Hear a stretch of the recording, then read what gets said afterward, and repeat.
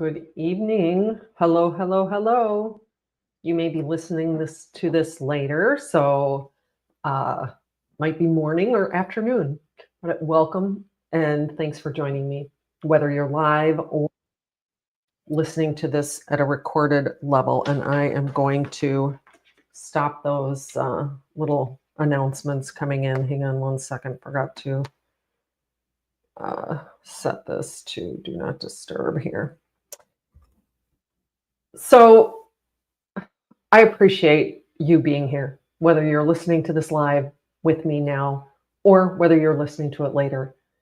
And I'm 𝓇ℯ𝒶𝓁𝓁. I work with leaders like you to create meaningful connections and overcome burnout, helping you and your teams thrive at work and at home and not just power through. So today I had a completely different broadcast already, although I finished the outline. And then I changed my mind because I had an experience today that I want to share with you. And because it is so near, it's so recent and fresh in my mind, I wanted to share it. And I'm going to follow somewhat of an outline here. So I'm going to be looking back over here, which I generally do, but I want to follow this outline because otherwise I know I will go completely off track with sharing the story of today. So we're going to talk about and explore how you can create space for vulnerability, for emotional support within your teams that can absolutely transform your culture, your leadership effectiveness, your productivity, your engagement. It can transform your teams so completely.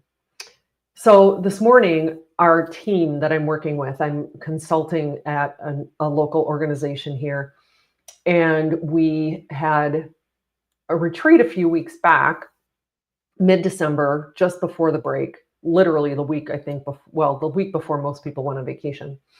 And I facilitated an exercise that really created some deep connection and some real honesty and vulnerability on the team that had been there in some pockets, but not throughout the whole team. And many of the folks on the team said, how do we carry this forward? How do we continue this? And 3 of the folks that we have on this team are all former healthcare workers. And so they brought something from trauma-informed care, referred to sometimes as trauma-informed meetings. And we had a huddle meeting this morning, and we took 30 minutes, and we have like 12 people, I think. And we got through everyone. And we asked these 3 questions. How do you feel? What are you working on this week? And where do you need help from someone on the team? And these questions are really important. The first one is people are encouraged not to answer, I'm fine, I'm okay, I'm good, to really dig in, to really connect with themselves and connect to how they really are feeling. And if they want to share more about why, they can. And I've already been quite vulnerable and open. That's usually the way I am. And I was the second one to share. And I shared very honestly that I was feeling excited because my husband started a new job and my daughter started a new project or a new gig with her travel PT. And I was feeling very raw. And I actually started crying as I shared this because it was the holidays, and I was getting caught up in a lot of things with my sister having just passed last April. A lot of that was coming up over the holidays. So when I shared, and most of the folks knew what happened, I didn't share a lot of details, but what I was doing was I told them I was doing a retrospective on the year before. I was following a process that a friend of mine had suggested called Year Compass, I think it's called, and I don't have it right here, so I can't bring it up, but if you have questions, just DM me and I'll send it to you. It's a free, you don't even have to put your email in, where you do a retrospective on the year before, so 2024, and then, planning for 2025. And I was doing that over the weekend, and it was just really, really raw. Plus my sister had sent me 𝓇ℯ𝒶𝓁𝓁𝓎. It's a podcast that reviewed *̟old lang syne, and that brought up a lot of the emotion. And so there was just a lot of emotion happening in my space over the last several weeks with the holidays and missing my sister, and then going through this retrospective and thinking about all that again. And one of my team members, who we've already kind of connected a few times on different things, but she reached out and said, "Hey, I just would like to hold some space for you and see how you're doing." And so she scheduled some time, and we pushed it back so that I could actually get home before we had the conversation. And really, it was scheduled time mostly for her to just listen and for me to share how I was feeling. And she had a few probing questions, which, she's been through informed care training, and has been a coach to people where she used to work, and even I'm sure we're, at this company as well. And really having someone to hold that sacred space to allow you to just feel and to allow it to process through, because most emotions will flow through and process in a matter of seconds. There's actually an organization called 6 seconds, because if we let it, an emotion will process through in 6 seconds. But it's just so critical to be able to hold that space for your team, and for her to offer without prompting, without me asking for the help. But she was just so present with me, and I was just able to be and to have the emotion and to process through some things that I'm still feeling. It's been less than a year since my sister passed, and I'm just curious how many of your team members might need this kind of space right now. And can you, as a leader, really create and hold that space for them? Because processing emotions will prevent the stress from being stored in your body.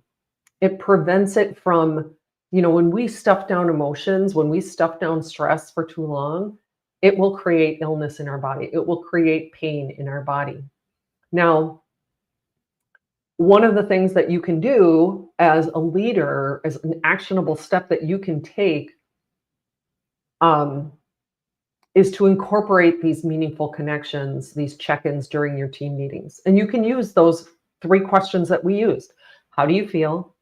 What are you working on? And where do you need help? Because I don't think we often look at asking for help as a sign of strength and a sign of leveraging other people's strengths where we might need support. Also, create a culture of vulnerability. Lead by example. Share something personal. Encourage others to do the same. When we had our offsite, really an on-site offsite, an on-site offsite. We were away from our offices, but at another office for the company. The very first person to share in this process that we went through on the first day was the manager, and she shared something very vulnerable and really got emotional about what she shared, and created an environment that really opened several other people up to share more deeply. And so if you can lead by example and encourage others to do the same, it will create so much on your team. I'm going to pause a minute before I get to step 3 and 4. So first is incorporate these meaningful check-ins. The second is leading by example. Well, I'll go through all 4 first, then I'll talk a little bit more about the why. The third is to build some sort of connection ritual, whether it is in some sort of a weekly team meeting, a weekly huddle, some place where you can have, even if it's in informal chats that you have. If you're all in office on certain days, sometimes those are great times for an informal chat. Just bring folks together. We had it, and I did it at another company where we had it at the beginning of the full team meeting, our core project team meeting. Really, and if you aren't used to this, see if you can find someone who can hold that space for you. That's kind of step 4. So step 1 is incorporate meaningful check-ins during your team meetings, using those questions. Create a culture of vulnerability, leading by example, sharing something personal and encouraging others to do the same. building connection rituals, and then seek someone who can hold space for you. Find a mentor, a peer, a coach who can provide that support to you so that you can lead even more effectively. Because let's talk about 7 things I think I have that are benefits of creating this space, of holding space to allow people to express their emotions without, I always call it, vomiting them on everybody else and being, thinking everyone else is around them as a garbage can with a hairy lid that they can just throw all their junk onto and into. So the first thing that having this trauma-informed meeting, these, asking people how they feel, what are you working on, and where you need help, is asking how people feel creates a safe space for employees to share their emotions. It actually reduces stress and fosters trust. This psychological safety that you create helps teams become more innovative, more resilient. They're more likely to admit if they've made a mistake and ask for help, and it could reduce errors in the long run. It creates stronger interpersonal connections. You're building more cohesive teams, more loyal teams. And that leads into improved alignment. That's the second thing. What are you working on this week? Ensures that everyone knows what others are doing and helps align each of their individual efforts to some broader team goals. Either you as a leader or each other can kind of call each other out where it's like, wait, why are you working on that? So-and-so's working on that. Or that's not really, we thought it was important and it's not anymore. But it reduces that duplication of effort. It helps to reduce miscommunication. It encourages more collaboration so that you're encouraging a balance of workloads and encouraging that goals are visible to the entire team. It also helps provide clarity on priorities and minimize confusion and wasted time. When people share what they're working on for the week, it helps you as a leader know, are their priorities aligned with where the team and the organization needs them to be. You're also going to get more productivity. When you ask where you need help, you're going to get increased productivity through collaboration. It empowers employees to voice challenges and request support before it becomes a bottleneck, before it becomes an issue, before it becomes a problem. And it encourages people to be honest about where they need help. Now, the exercise I did in the team meeting several weeks ago really helped lay the groundwork for that, because we talked about our strengths and areas not necessarily of weakness, but where they might need to learn, where they're not as strong, and they might need to lean on someone else from the team in order to support them through certain things. So why the benefits of that increased productivity through collaboration is creating that culture of teamwork and mutual support. Everybody's helping each other. It saves time by proactively addressing roadblocks. You're getting ahead of issues. You're getting ahead of obstacles. You're getting ahead of those bottlenecks. And you're encouraging this cross-functional and resource sharing. When we work together, when we put more minds into something, some people say too many cooks spoil the broth. They'll throw that idiom out there. When really this cross-functional, when you have different perspectives and different ways of thinking coming into one issue or solution or challenge or project, you're getting multiple perspectives and you'll get a better outcome in the end. The fourth thing is that you're going to have strengthened leadership insights. The questions give you a real-time pulse on what your team's emotional and operational state is. What are they working on? Is it, this huge long list, or is it a few key things? What's the pulse on how people are feeling? One of the people in our team said they were very tired. So we gave that person a little grace and gave them a little extra support. And leaders can identify patterns of stress, patterns of burnout, patterns of disengagement earlier on. It helps you as a leader make informed decisions about resource allocation. Maybe there is somewhere where somebody needs additional support. Maybe you see some team dynamics that you didn't notice in some other meetings. It also provides actionable insights so that you can improve employee engagement and satisfaction. You get ahead of just the annual survey of what's going on. The other thing that these questions will do is, by regularly acknowledging feelings and challenges, prevents emotional suppression. So instead of stuffing it all down, which leads to burnout and frustration and oftentimes a blow up at some point, you're reducing employee burnout, you're reducing employee turnover. Employees feel heard, they feel valued, they feel supported. It decreases that turnover when employees perceive that the workplace is really, that the people that they work with and their leader are empathetic and that they're caring. Work-life balance improves when they encourage open communication about stress, about workload. And then the last two are, it fosters a culture of transparency and trust. When people are open about their work, their feelings, it normalizes vulnerability and authenticity. There's so much work. Brené Brown is the leader on vulnerability and authenticity. Read some of her work, at least watch her TED Talk. It really builds a culture where that feedback loop of being able to share with each other and openness is encouraged.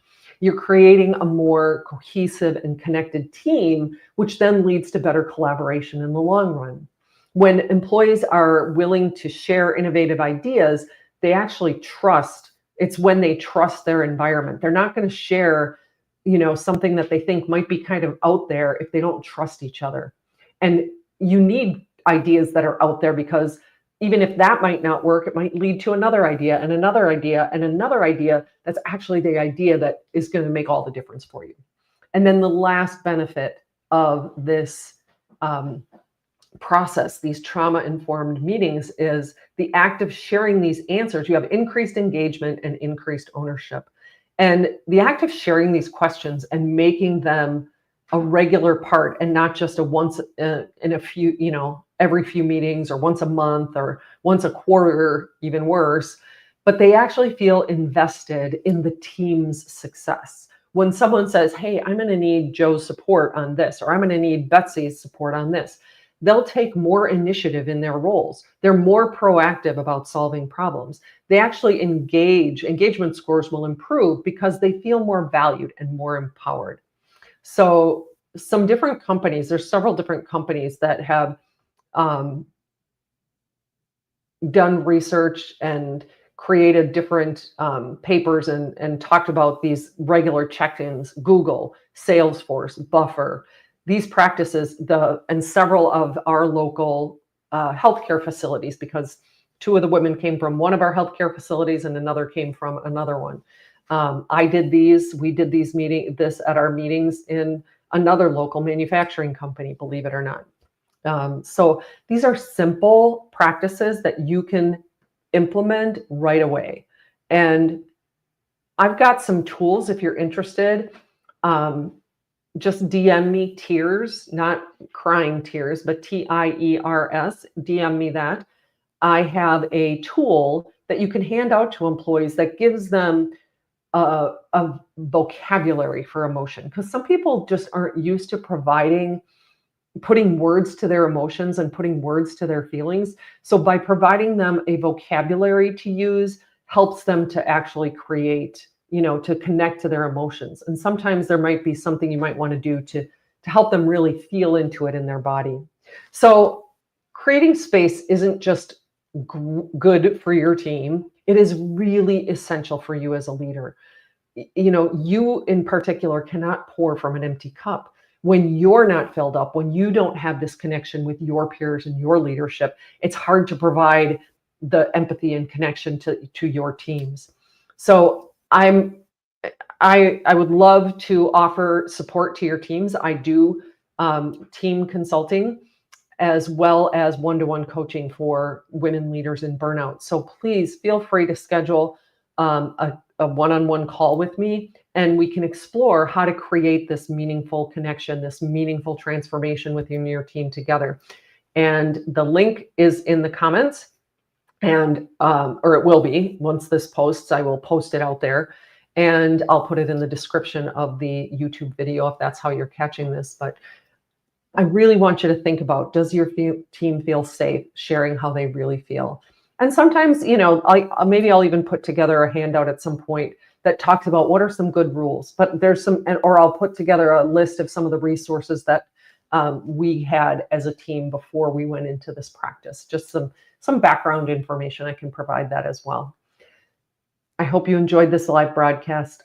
I hope you'll create that safe space for your team. I hope you'll create trauma-informed meetings where you create connection, you create engagement, you create vulnerability, you create trust, so that you have wildly successful outcomes in the long run while reducing turnover and reducing burnout. Have a great rest of your week, and we'll talk to you in a week.